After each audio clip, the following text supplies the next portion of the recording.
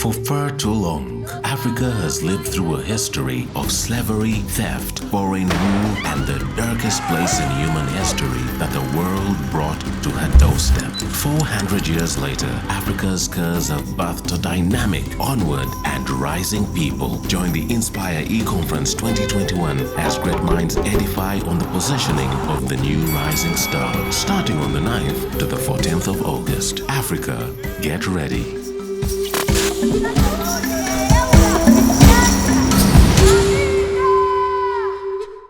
The first person who is going to be coming on to Inspire Conference this evening is a person who I absolutely love listening to. It's an absolute pleasure seeing him, and every time he speaks, it's like the oracles of heaven are just coming through a man here on earth.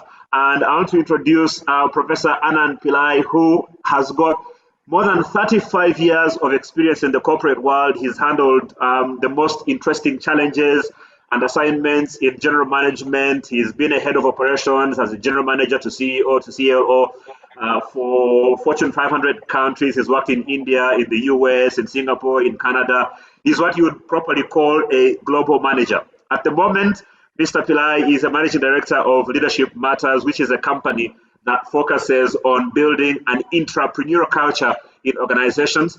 And currently, Anand has been retained as a chief transformational officer at a 15 billion, and I hope I can repeat that for your benefit, a 15 billion conglomerate for business and HR transformation. He's also a leadership coach.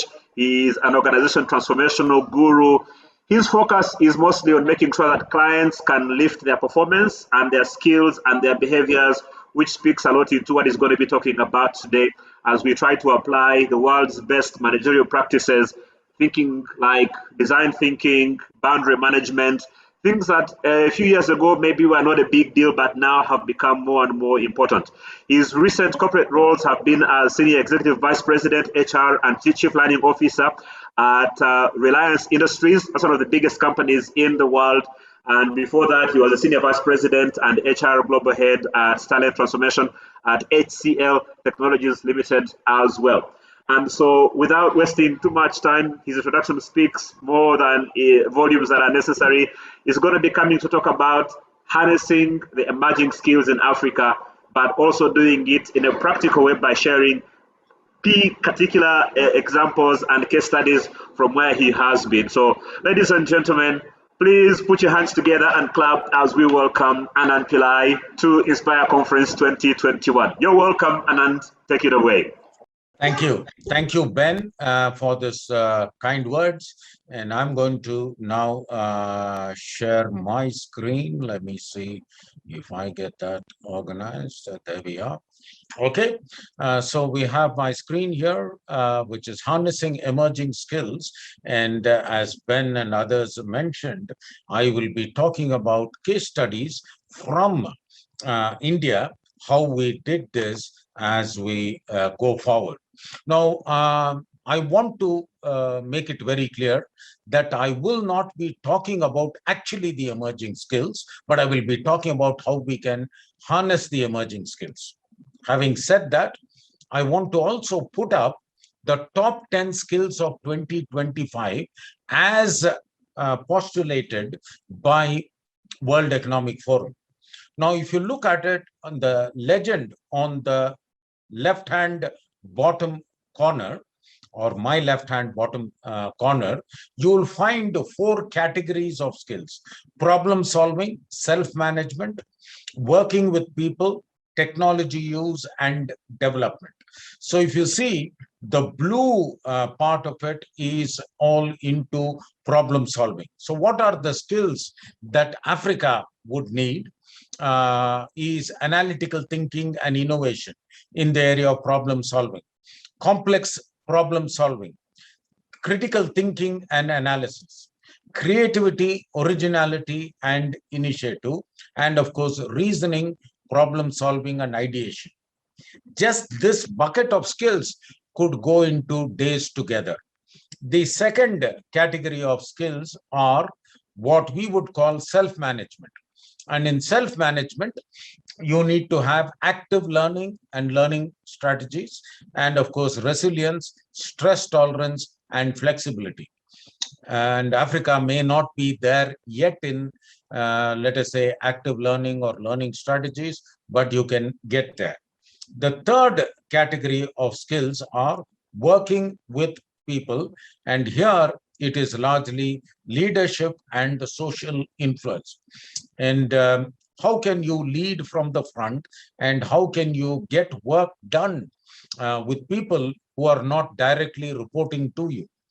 The problem in today's world is that we have to get a lot of our work done from people who are not part of our organization, who may not even be part of our geography, who may not even be part of our legal entity. But we need to exercise social influence and get things done, and that is working with people. And the fourth category, and possibly Africa will have to spend a lot of years in catching up with this, is technology use and development. And the two specific skills are technology monitoring, technology control, technology design, and programming. While Africa may have missed or may have not gone through the first generation and the second generation, it is quite possible for you to leapfrog into the latest technology and development, and therefore this is possible.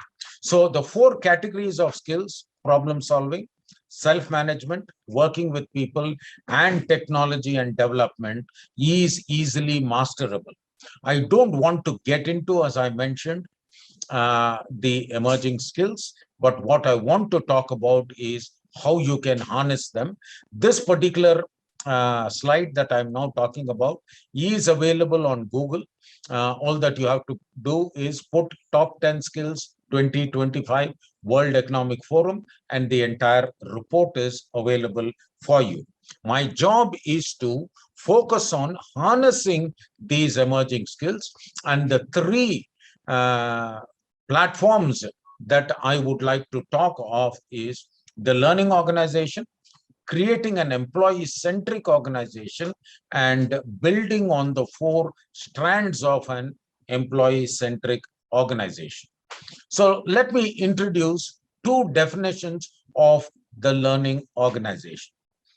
The learning organization, as put by Peter Senge in his book, The Fifth Discipline, and here he is focusing on the importance or the dependence on the learner in the learning organization. And my desire is that the whole of Africa imbibe this culture, the learning organization. And what is the learning organization? The learning organization, as put by Peter Senge, and more of it you can get from the book, The Learning Organization, where he calls it the fifth discipline. It's basically a group of people working together to collectively enhance their capacities to create results that they really care about. Now, most of you would have heard a proverb or an adage which says, you can take a horse to water, but you can't make it drink. My approach is, why waste time taking the horse to the water? If you really want the horse to drink the water, all that you will have to do is pull the tongue of the horse and rub salt on it, and the horse will immediately run towards water. The job of leaders in Africa is not to force people to drink water or not to force people to learn. The job or the mandate or the task or the challenge that is there for leaders in Africa is to ensure that they create a learning environment where people work together to collectively enhance their capacities to create results that they really care about. Now, one of the beautiful things about Africa, I shared this in my small introduction, is the fact that Africa shares an age demography very similar to that of India. And what is that? Over 65% of the population is under the age of 35. That is true of India. That is true of large portion of Africa.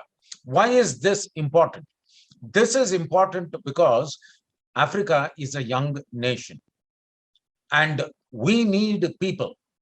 There are various wars that are being fought. The biggest war that is being fought in today's world is the war for talent. Now, if you look at all the emerged or developed or emerging economies, take China, for example, take America, for example, take Japan, for example, take Europe, for example, all these countries have got an aging population. Sure, they are very high on their GDP. They're possibly number 1 to number 5, and Africa may be way below even 25 in terms of the world's GDP. But don't worry, you have the talent. And once you have the talent and once you have the people, the people will be able to take the country, the continent forward. Now, the definition of a learning organization is not only central to the learner, it is also central to the organization. It takes two hands to clap. It takes two to tango. Yes, the learner is primarily important for him or her to harness the emerging skills, but the organization, and this organization could be an institution, could be a government entity, could be a church, could be a corporate entity, could be an NGO.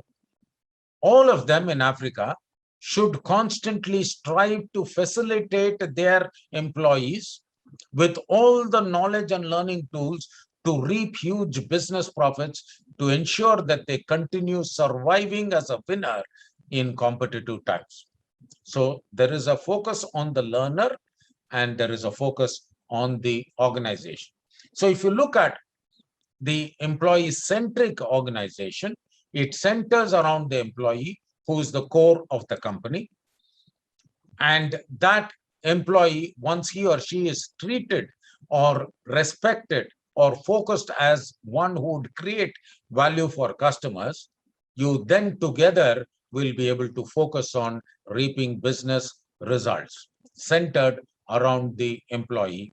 Now, the employee-centric organization that you need to create in order to get what we would call an organization that harnesses the emerging skills is one that is an eco or an employee-centric organization.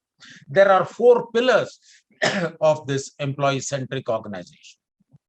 What are those 4 pillars? The first pillar is career planning. We need to really put the focus, put the center on the employee, on his or her career. The second one is succession planning. That is, build successors or build the leadership bench in the organization. A large number of people confuse career planning and succession planning, and many of them use it interchangeably. They think each is synonymous with the other. I will spend a few minutes to explain the difference so that you get that clarity in order that you will be in a position to really harness the skills. But those are the top 2 building blocks. The underlying building blocks of harnessing skills is 2 other pillars. One is career customization. And I can tell you one thing, of all the continents, or for that matter, of all the countries in the world, the one country that can imbibe or adopt or implement career customization almost readily is Africa. And the main reason for that is you don't have any legacy into the big structures which are for many corporates carved in stone. Because Africa is a young economy, young population, the flexibility, the mobility is far higher, and therefore you can implement that. I will talk about that. And of course, finally, we will also talk about how you can reskill yourself. There are a lot of people who are raising their hands.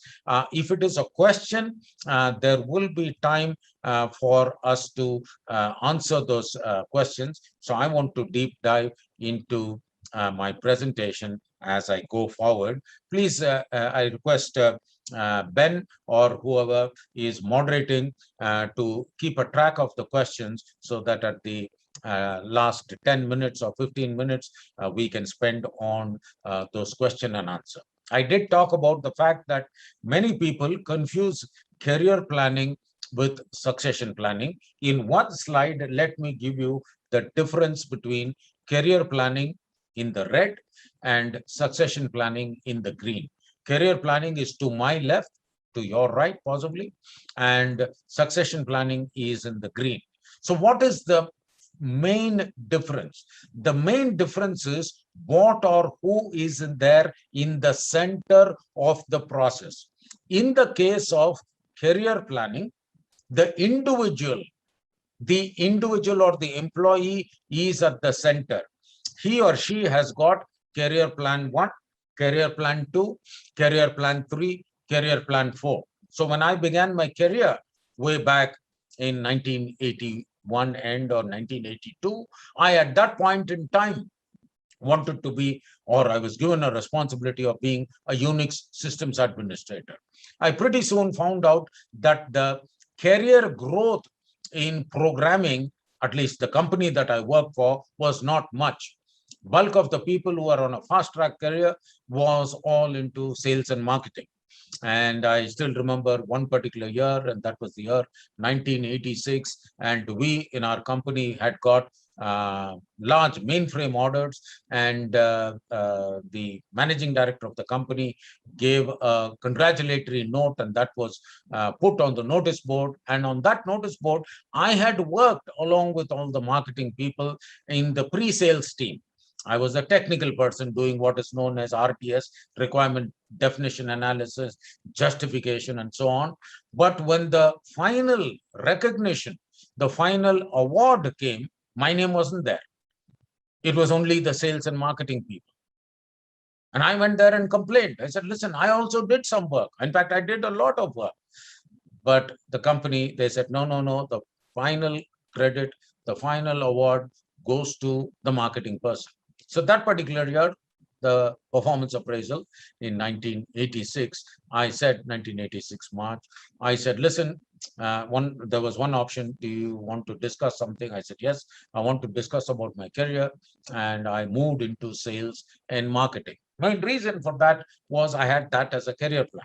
Now, once I moved into sales and marketing, I got into product development, I got into program management, I got into account management. Those were all the career plans that was there. I finally moved on into quality, I moved on into training. Those are all the career plans. So a particular individual may have a variety of career plans.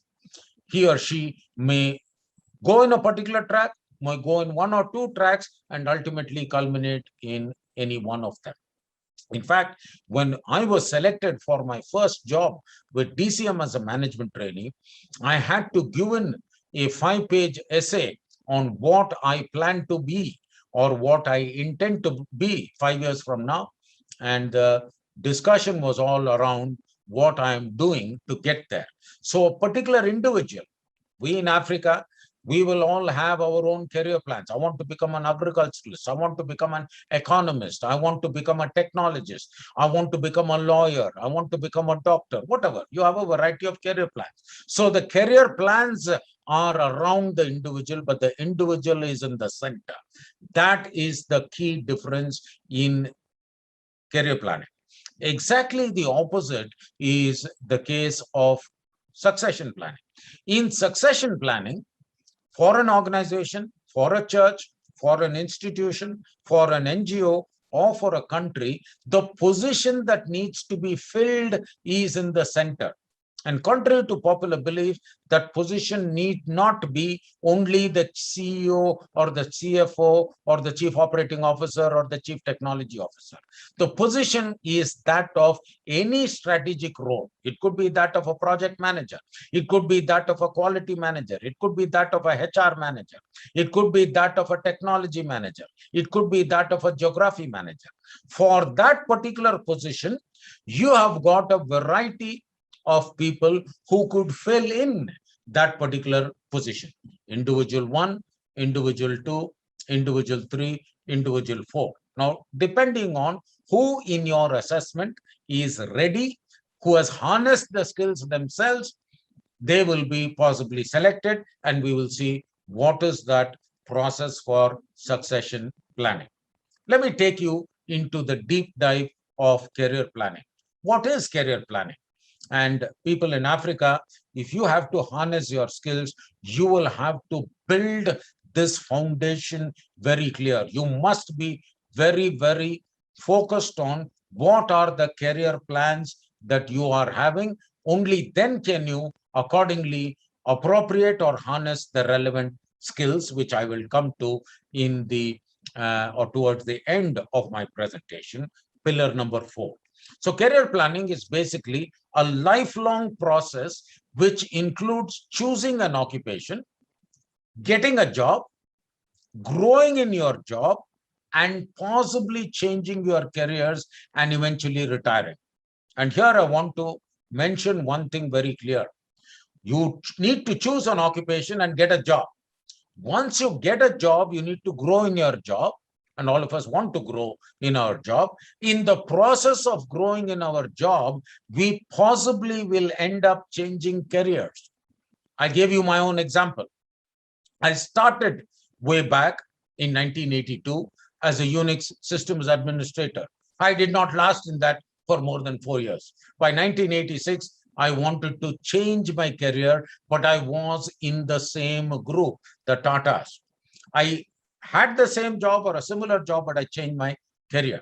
Once you change your career, and of course, from there, I got into sales and marketing, I got into account management, I got into program management. My careers changed, but I was within the umbrella organization of the Tatas for 10 long years. And then for 6 long years, I was with 2 American companies, and then close to 14 years in HCL Technologies. And in HCL Technologies, I had a geography role in Canada.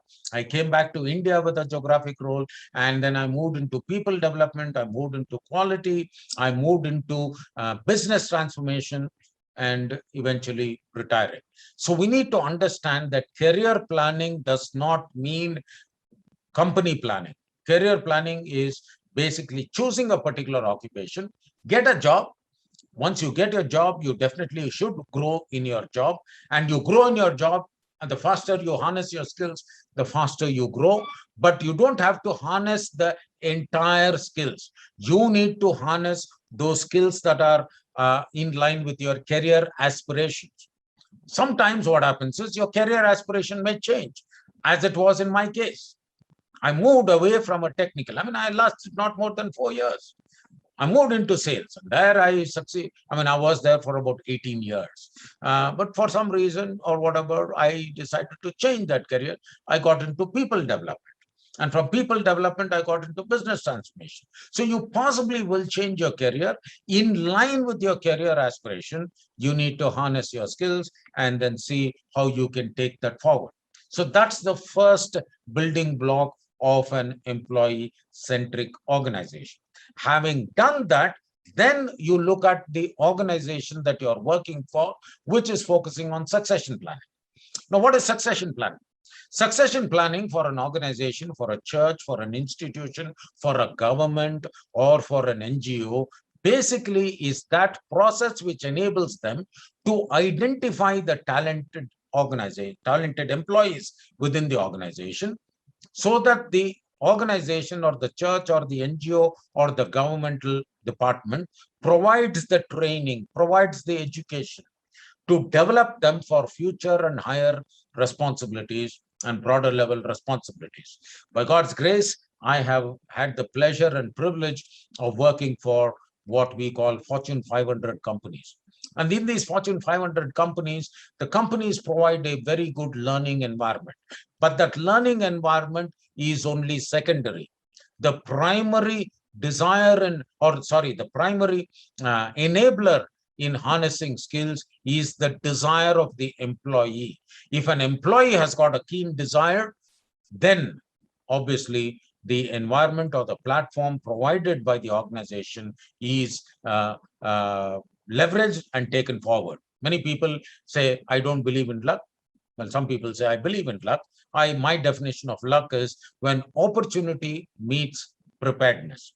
So you come across opportunities, but if you're not prepared, if you're not harnessed your skills in line with your career aspirations, whatever be the succession planning done by the organization, it does not cut ice. Now, obviously, succession planning will not be done for 100% of the organization. The general rule is they identify high potential. And percentage wise, it is anywhere between 5 to 15%, depending on which organization you're working for. The organization identifies these high potentials. Now, once you've identified those high potentials, the job or the duty or the responsibility of the organization is to develop these high potentials to effectively take over the current leadership whenever their time comes to exit their positions. And this is what is known as position-centric career, position-centric succession planning. For the job of a finance head, for the position of a geography head, for the position of a quality head, for the position of a technology head, for the position of a church head, for the position of a department head. And this type of leadership development usually requires extensive transfer of an individual between the department. So you may want to say, okay, I want a person to succeed in the finance role, but that finance person should know the products. So he or she may have to get transferred into a particular product department. That finance person also must know technology. So they may get transferred to a technology department. Let us say in an organization, they may get exposed to a particular geography. So they may be transferred to that. So it requires what we would call a 2 by 2 by 2. And what is a 2 by 2 by 2? You need to transfer the person in a minimum of 2 geographies. If anybody in Africa is aspiring for a global role and he or she has never visited America, it is very unlikely that he or she will become a global manager. At best, they will become only East Africa manager or a South Africa manager or a West Africa manager or a Central Africa manager. You need to get exposed into at least 2 of the emerging economies. You need to know what is happening in America. You need to know what is happening in Australia. You need to know what is happening in Europe. You cannot be a frog in the well. So you must be exposed to at least 2 geographies. And by God's grace, I've had the pleasure and privilege of being exposed to many of these geographies. But the second 2 by 2 is you must be exposed into at least 2 of the company's product or service lines, whatever the company is dealing with. If you're dealing with a variety of products and you want to become a leader to take on senior roles, you must be exposed into all those products or service lines, at least 2 of them. And the third transfer between departments that you will have to get into is exposed into the variety or the various functions within an organization. There are at least 5 critical functions in an organization: finance, HR, marketing, technology, quality, and so on.